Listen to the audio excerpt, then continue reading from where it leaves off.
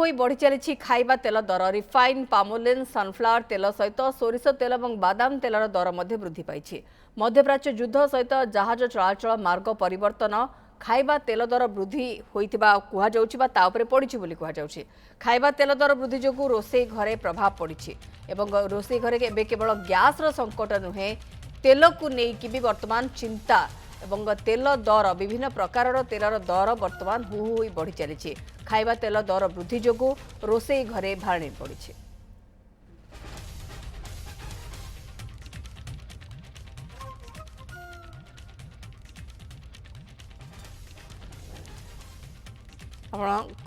जो भली भाव स्थिति आगुरी रही अनुमान करा परवर्ती समय ये सबू जिनिस यार प्रभाव पड़ पारे खास करके तेल उपरे खाइबा तेल एवं अन्यान्य पेट्रोलियम जिनसर तो आम देखुं जो भली भाव स्थिति रही सहित खाइबा तेल उपरे भी वर्तमान मध्यप्राच्य युद्धर प्रभाव पड़ाई बसला। आलोक प्रधान रोचंती मो सहयोगी आम सहित। आलोक ये गोटे प्रकार अनुमान करा जाउथला कि जदि युद्ध अधिक समय लगी रहे तो केवल गैस नुहे अन्यान्य अत्यावश्यक सामग्री को लेकर चिंता बढ़िब तार वर्तमान झलक दिशा आरंभ होलानी खाइबा तेल दर वर्तमान हु हु बढ़ी चली।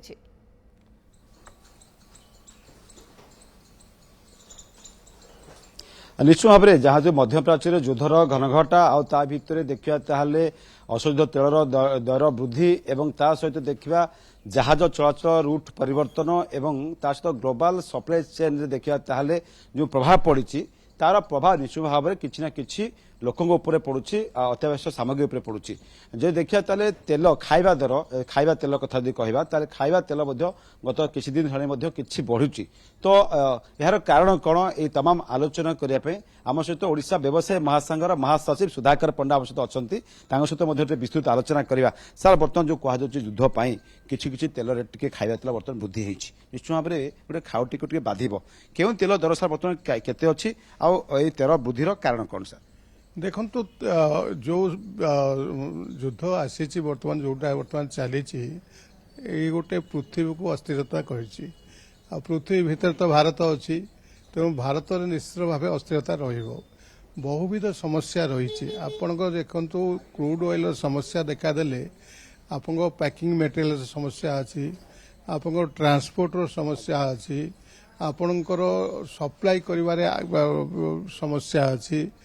विभिन्न प्रकार समस्या देकरी आम जाऊे ये समस्या भितर आम किसी ना कि दर वृद्धि निश्चित घटव किंतु सौभाग्यर विषय होचे जे आम दर वृद्धि जहाँ घटू पछे किंतु आम पाखरे विपुल परिमाण खाइबा जिनिस मौजूद अच्छी एवं आसवा लगी रही देखा जाऊँगी जे युद्ध लगी एपटे परिवहन खर्च बढ़ुची बर्तमान रेट सब केमती अच्छी आ सरकार सहित आपड़ किसी आलोचना कले कि व्यवसाय संघ सहित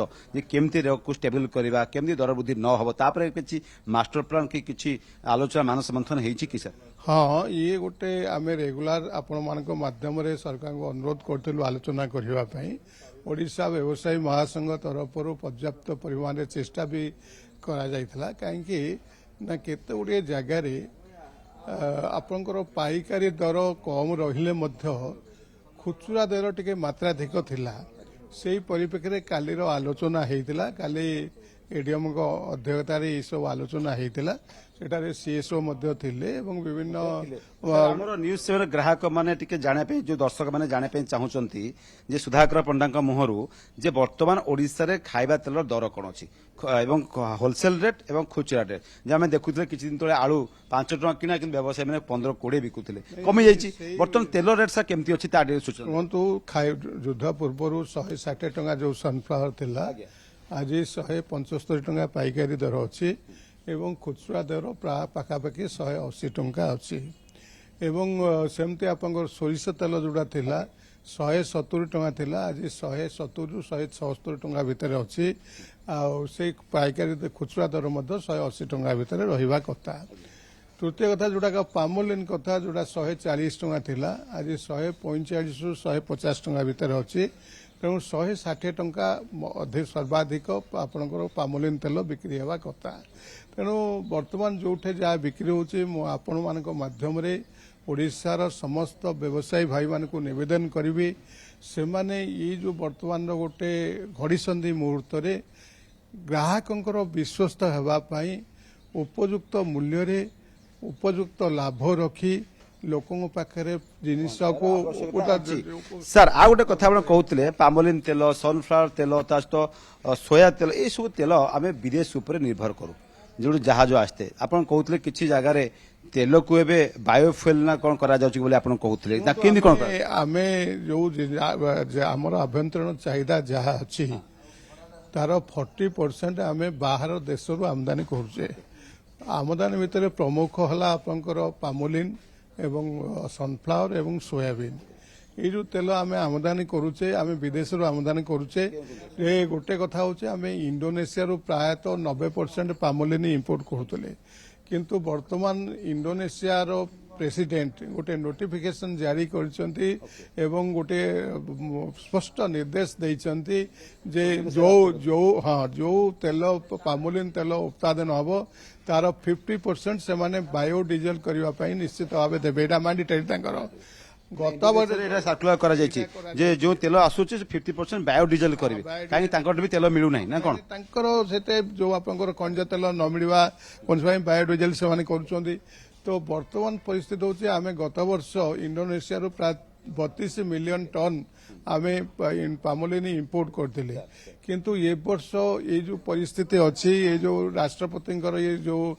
নির্দেশনামা আছে তেণু আমକୁ ମାତ୍ର 2 ଲକ୍ଷ ମିଲିୟନ ଟନ୍ ଆମକୁ ସ୍ଥିତି ଆଲୋକ ଯାହା ଆପଣ ଆଲୋଚନା କରୁଛନ୍ତି ଇଏ ସ୍ଥିତି ବର୍ତ୍ତମାନ ରହିଛି ଯୁଦ୍ଧ ପାଇଁ ଖାଇବା ତେଲର ଦର ବୃଦ୍ଧି ହେଉଛି ଏବଂ ଯାହାକୁ ନେଇକି ବର୍ତ୍ତମାନ ସାଧାରଣ ଲୋକ ଚିନ୍ତାରେ ଏବଂ ଯଦି ଯୁଦ୍ଧ ସ୍ଥିତି ଏଭଳି ଆଗକୁ ଲାଗି ରହେ ତାହେଲେ ସ୍ଥିତି ଆହୁରି ବିଗିଡ଼ିବାର ସମ୍ଭାବନା ତାରି ଭିତରେ କଳା ବଜାରୀ ଏବଂ କେମିତି ଯୋଗାଣ ଶୃଙ୍ଖଳ ଠିକ୍ ହେଇପାରିବ ତାକୁ ନେଇକରି ଉଭୟ କେନ୍ଦ୍ର ସରକାର ଏବଂ ରାଜ୍ୟ ସରକାରଙ୍କ ତରଫରୁ ଅନେକ ଗୁଡ଼ିଏ ପଦକ୍ଷେପ ନିଆଯାଉଛି ସାଧାରଣ ଲୋକଙ୍କ ପର୍ଯ୍ୟନ୍ତ ଯେମିତି ବିନା କୌଣସି ଅସୁବିଧାରେ ଏସବୁ ସାମଗ୍ରୀ ପହଞ୍ଚି ପାରିବ ଏବଂ ଠିକ୍ ଦରରେ ପହଞ୍ଚି ପାରିବ ଇଏ ଚ୍ୟାଲେଞ୍ଜ ବର୍ତ୍ତମାନ ଯୋଗାଣ ଶୃଙ୍ଖଳକୁ କେମିତି ନିରବଚ୍ଛିନ୍ନ ରଖାଯାଇପାରିବ ଆଲୋକ ପ୍ରଧାନ ଅଧିକ ସୂଚନା ଏ ଖବର ପରେ ଆମକୁ ଦେଉଥିଲେ।